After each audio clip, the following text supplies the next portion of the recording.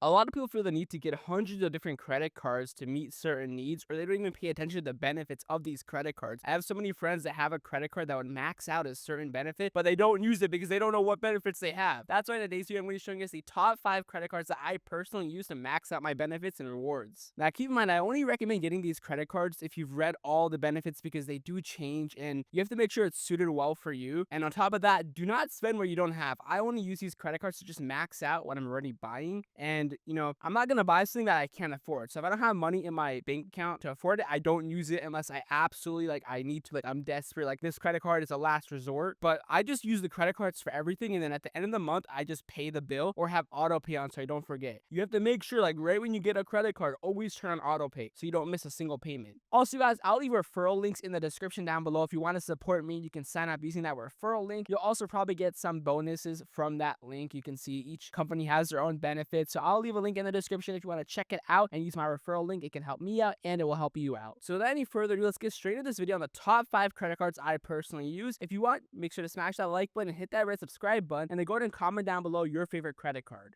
On to number 5 spot, we got the Amazon Amex Business Credit Card. Now, this one, if you have Amazon Prime, it gives you 5% cash back on all Amazon purchases.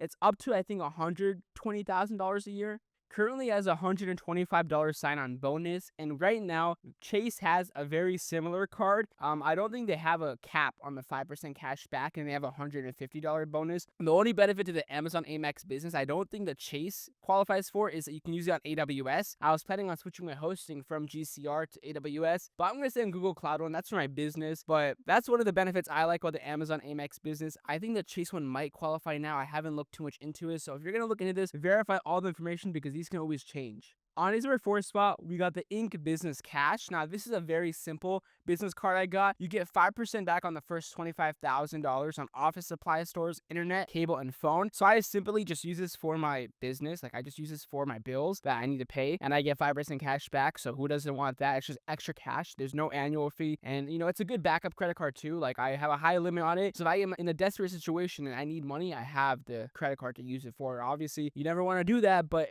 stuff happens. So if you get in a sticky situation, it's always good to have a backup credit card. Also, right now, the Inc. Business Cash has an offer. If you spend $6,000 on purchases in the first 3 months of opening the account, you'll get $900 bonus cash back. So that's really good, and there's no annual fee for that at all as well. And on top of the 5%, you can earn another 2% cash back on the first $25,000 spent in combined purchases at gas stations, restaurants, which is pretty good. That's actually just an extra bonus to have, but the other cards on the days does do better than that 2%, so I want to really use it just for that because the other ones on this list are really good.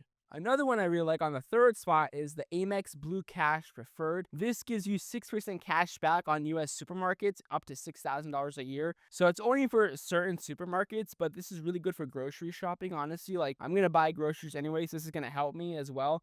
It does have a $95 annual fee, which isn't the best, but I think if you're going to buy a lot of groceries, you can easily, kind of pay that off with this benefit and other offers they have. They switch a bunch of offers, so you can always apply those offers and use them at certain stores. And also right now they have a deal. If you spend $3,000 in the first 6 months, you get $250 cash back. On his number 2 spot, you got the Chase Freedom Flex or the Sapphire Preferred.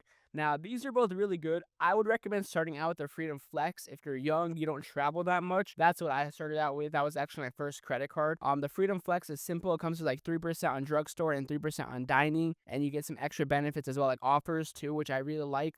I like their extra offers a lot better than Amex. They have 10% cash back on fries, which is really good, or HP. But I think Amex is HP as well, so that doesn't matter. But for normal everyday things, they have a lot of cash back on that. The Preferred though, if you want to start traveling more or redeeming more points, I would recommend getting the Preferred. It does have $95 annual fee, but you can easily make more money off the bonuses and even the rewards. I personally have both. You can go for the Chase Trifecta, but I don't plan to travel. But if you do plan to travel, you can get the Chase Trifecta and max out the rewards there. But the Chase Sapphire Preferred, it comes with 3 times points on dining, 2x on travel, 5x on Chase Travel, 10% anniversary points boost, which really helps with the annual fee, 3x on groceries, 3x on Netflix streaming, $50 travel hotel credit. So already, if you're going to be traveling a lot, you're getting a $50 free credit for Chase Travel. And then you get a $120 Dash Pass membership, which is really good. And on top of that, there's no foreign transaction fee. I like that because I have a lot of editors in different countries. So like if I pay an editor in the UK, I get hit with a big transaction fee. So I really like that. They also have auto rental coverage, bag delay insurance, extended warranty, lost luggage reimbursement, purchase protection, roadside assistance, travel accident insurance, travel and emergency assistance, trip cancellation interruption insurance, and trip delay reimbursement, which is really good. And like I mentioned, it has other bonuses like 10% fries cashback. So if you want to travel a lot, I would recommend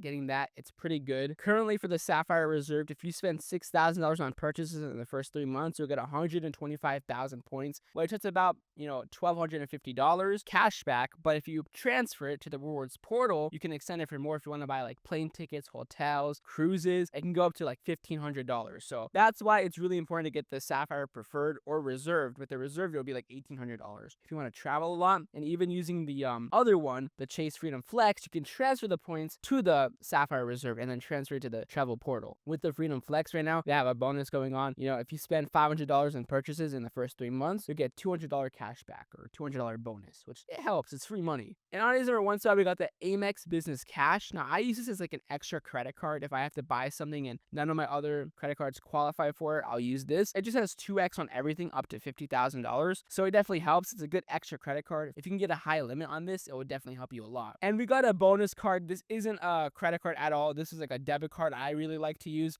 I never like to use my real debit card because there's a lot of skimmers and scammers, and just for security, I don't like to use it. But the PayPal debit card is actually like insane.